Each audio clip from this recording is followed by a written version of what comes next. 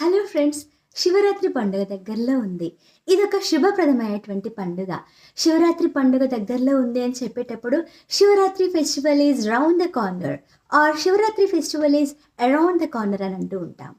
అలాగే శివరాత్రి పండుగ రోజు చాలామంది ఫాస్ట్ ఉంటారు. ఈ రకంగా ఫాస్ట్ ఉండడాన్ని అంటే ఉపవాసం ఉండడాన్ని మనము to keep a fast are to observe a fast are to fast అని మనము అంటూ ఉంటాం.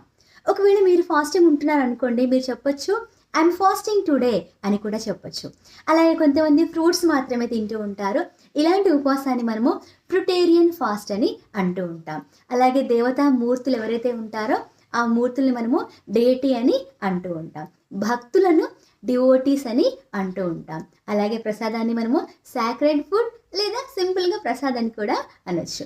ఇలాంటి టిప్స్ కోసం ట్యూబ్ ఇంగ్లీష్ ఛానల్ని సబ్స్క్రైబ్ చేసుకోండి. లైక్ చేయడం మర్చిపోవద్దు. Thank you so much for watching friends.